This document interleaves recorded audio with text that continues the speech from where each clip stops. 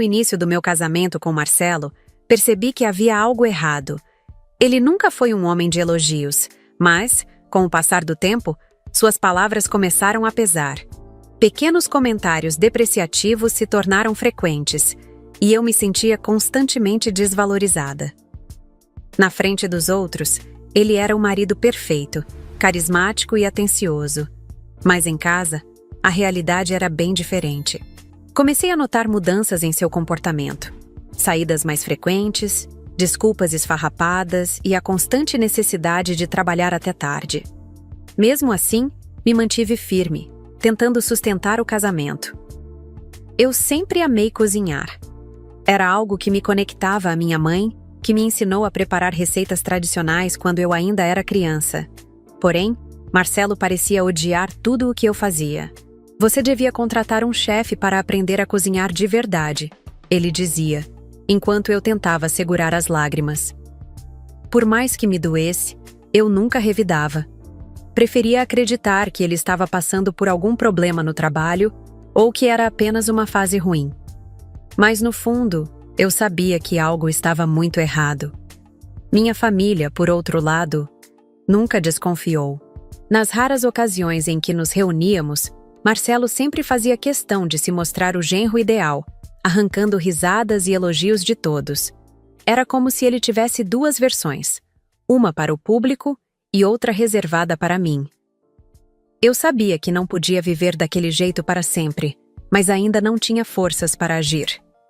No entanto, algo em mim dizia que a verdade não podia ser escondida por muito tempo. Certo dia, durante uma das tantas noites em que Marcelo trabalhava até tarde, algo despertou minha curiosidade. O perfume em sua camisa não era o meu, e o tom de voz dele ao falar no telefone parecia mais caloroso do que o normal. Meu coração apertou, mas eu não queria chegar a conclusões precipitadas. Comecei a prestar mais atenção em seus hábitos. Ele chegava em casa cada vez mais tarde, com desculpas que se tornavam absurdas. O trânsito estava horrível, dizia ele, mesmo quando o relógio marcava quase meia-noite. Eu me perguntava até que ponto ele achava que eu acreditava em suas mentiras. Um dia, enquanto arrumava nosso quarto, encontrei um papel dobrado no bolso de seu paletó. Era um recibo de restaurante de um jantar caro, para 2 pessoas, datado de uma noite em que ele havia jurado estar em uma reunião de trabalho. Aquilo foi como um soco no estômago. Respirei fundo e guardei o recibo. Ainda não sabia como confrontá-lo, mas, naquele momento, algo dentro de mim mudou. Não era só tristeza. Era raiva, misturada com uma determinação que eu ainda não tinha sentido. Eu precisava de provas concretas, então decidi seguir Marcelo em uma das noites em que ele saiu mais cedo para o trabalho. Peguei um táxi e fiquei a uma distância segura. Ele parou em frente a um restaurante, onde uma mulher elegante o aguardava. Ela o cumprimentou com um beijo que não deixava dúvidas. Voltei para casa com um misto de dor e alívio. A dor era óbvia, mas o alívio vinha de finalmente saber a verdade. Agora, era uma questão de decidir como eu usaria essa informação. Eu poderia confrontá-lo ali mesmo, mas escolhi esperar. Eu sabia que haveria um momento certo para agir, e ele não estava longe. Eu sabia que não poderia guardar aquilo por muito tempo. Ver Marcelo com outra mulher confirmou o que eu já suspeitava há tempos, mas o que mais me revoltou foi sua falta de consideração.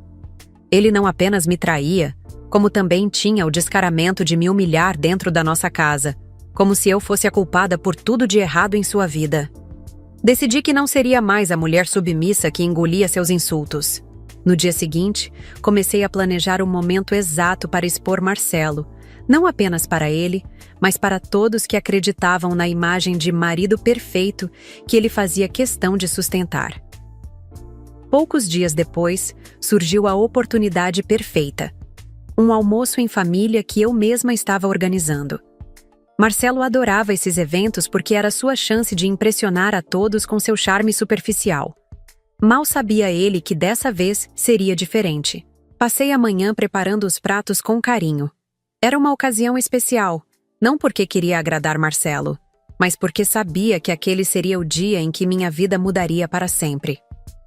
Quando todos estavam reunidos em volta da mesa, Marcelo começou com seus comentários habituais.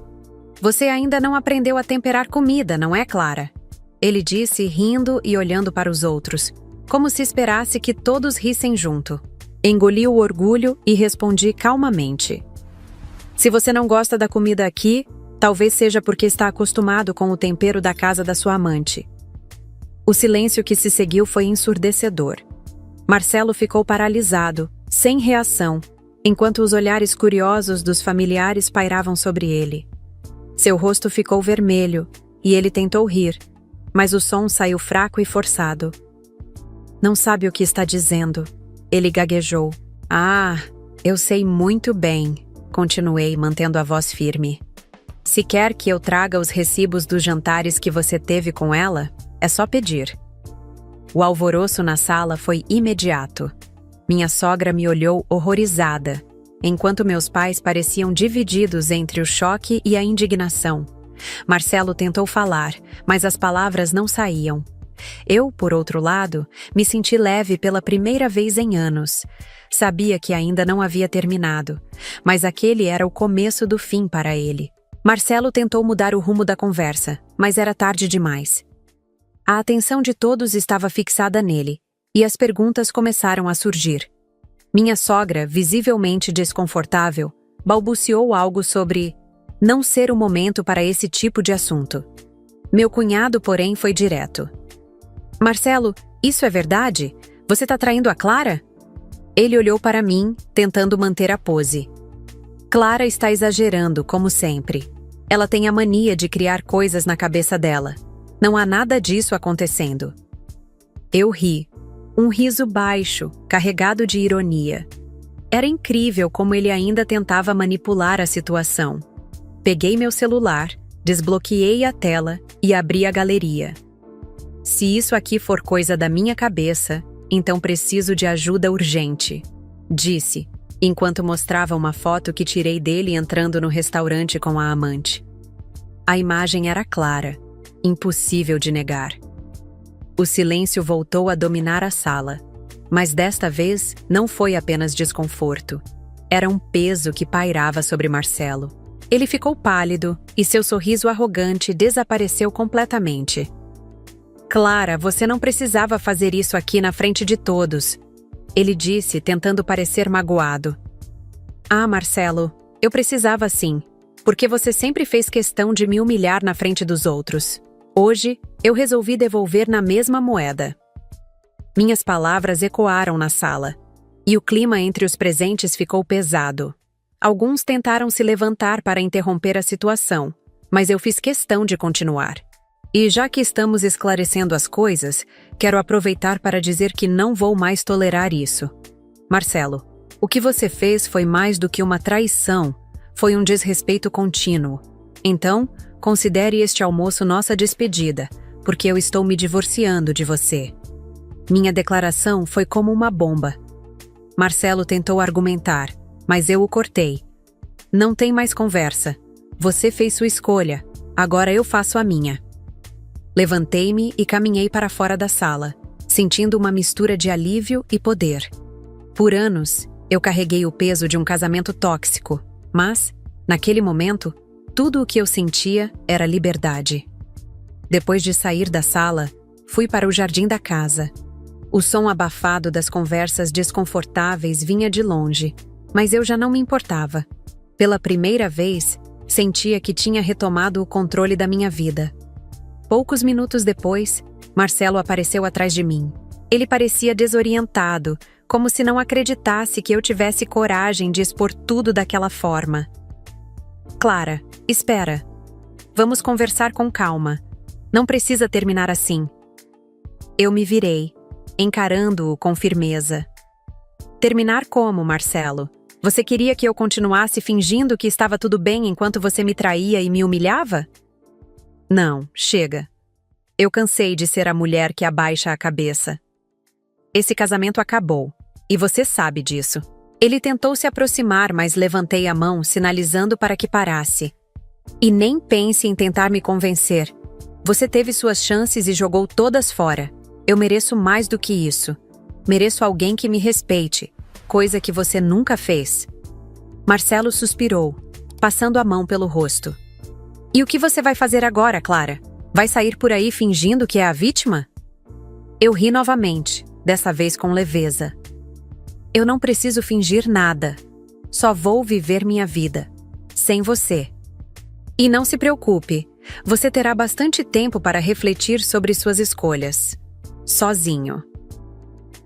Sem dar tempo para mais desculpas, voltei para dentro, onde a maioria dos familiares ainda estava. Todos me olharam em silêncio, sem saber como reagir. Desculpem por trazer esse assunto para o almoço. Comecei mantendo a cabeça erguida. Mas, às vezes, a verdade precisa ser dita, não importa o momento. Minha mãe veio até mim, me abraçando com força. Eu estou orgulhosa de você, filha. Finalmente tomou a decisão certa. Era isso que eu precisava ouvir. Ao sair daquela casa, sabia que uma nova etapa da minha vida estava começando.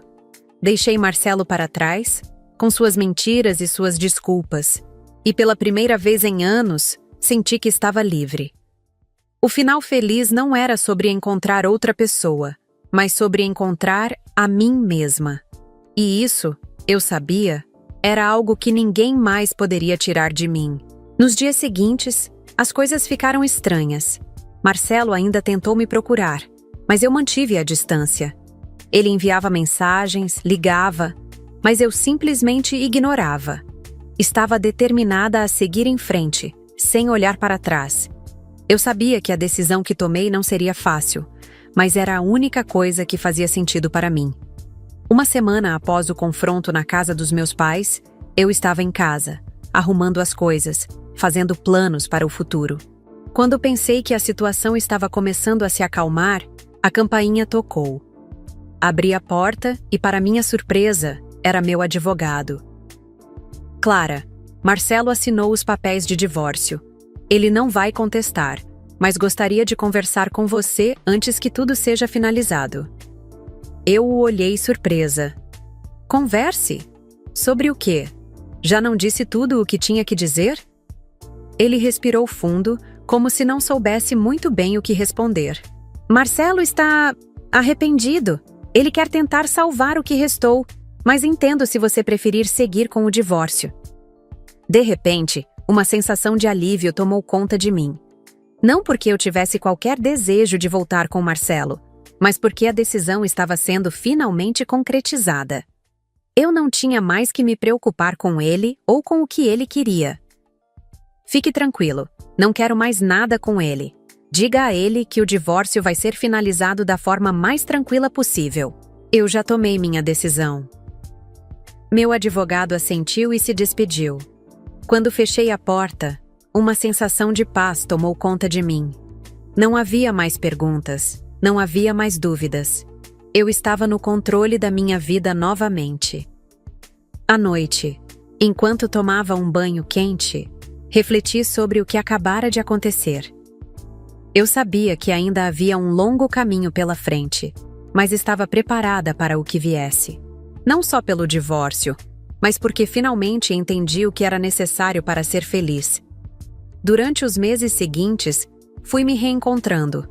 Comecei a me dedicar mais a mim mesma. Comecei a fazer novas amizades e a me reerguer como mulher. Descobri coisas sobre mim que nunca soubera, sobre a força que eu tinha e o poder de tomar minhas próprias decisões. Finalmente, eu não estava mais esperando que alguém me dissesse o que fazer. Eu tinha minhas próprias escolhas e estava pronta para o futuro. Alguns meses se passaram desde que finalizei o divórcio. Minha vida mudou completamente, e para melhor. A cada dia que passava, sentia-me mais forte, mais confiante e, acima de tudo, mais feliz. Não apenas por estar longe de Marcelo, mas por ter me reencontrado.